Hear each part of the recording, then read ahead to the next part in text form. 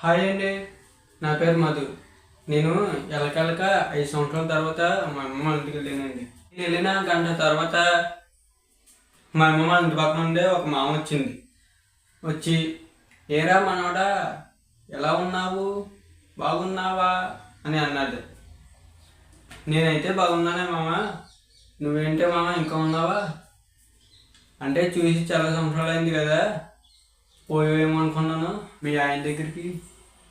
రే మనోడా, నీకు ఎట్టకారం ఎక్కువైందిరా. నేను అప్పుడే పోతానా, నీ పెళ్లి చూసి ఆనందంగా పోతాను. ఏంటే మామ, ఇంకా 10 సంవత్సరాలు ఉంటావు నువ్వు?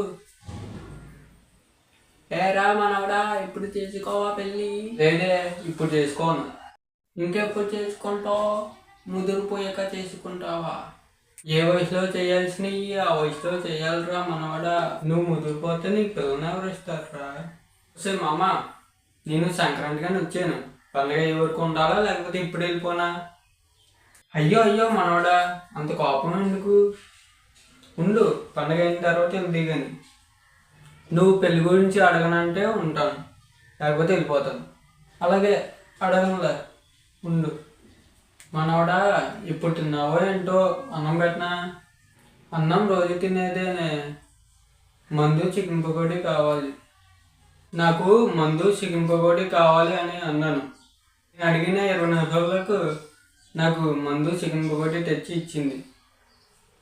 అంతేకాదు, గ్లాస్లో మందు వేసి నాకు పకోడీ తినిపించింది.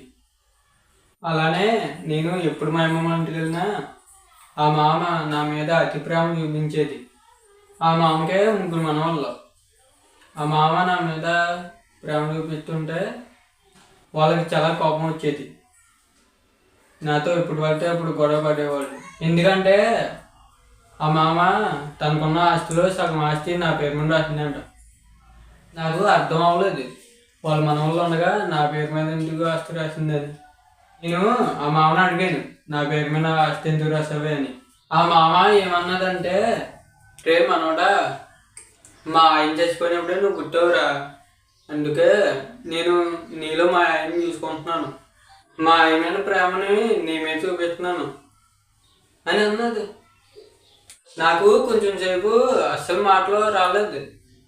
ఈ మామేటి నాలో వాళ్ళ ఆయన్ని చూసుకోవడం ఏంటి అని.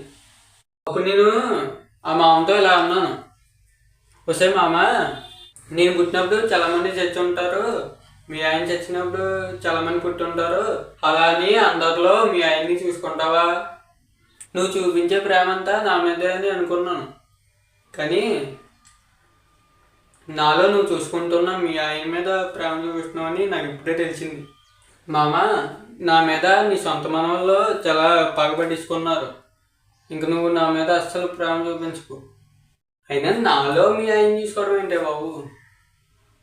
నేను పుట్టినప్పుడు చాలామంది చచ్చి ఉంటారు, మీ ఆయన చచ్చినప్పుడు చాలామంది పుట్టి ఉంటారు, అయినా నీకు నేనే దొరికినా నాలో మీ ఆయన తీసుకోవడానికి అని అడిగాను. అప్పుడు ఆ మామ, నువ్వు అంటే నాకు చాలా ఇష్టం రా మనవాడా అన్నది.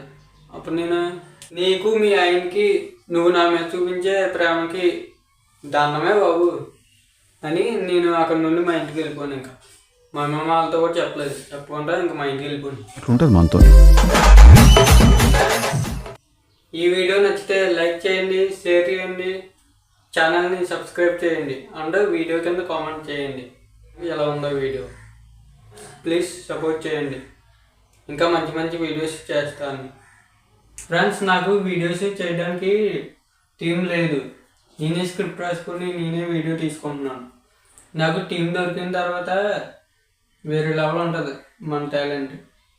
టీం కోసం వెయిటింగ్. ఇప్పుడు టీం దొరికితే ఇంక మామూలుగా ఉండవు వీడియోస్, యూట్యూబ్ దద్దరిల్లిపోద్ది. అతి త్వరలో ఒక షో చేస్తాను. కెమెరామ్యాన్ కోసం, ఎడిటర్ కోసం వెతుకుతున్నాను. వాళ్ళు దొరికాక మంచి షో చేస్తాను. సెల్యూట్ అని ఒక ఇన్స్పైరింగ్ షో.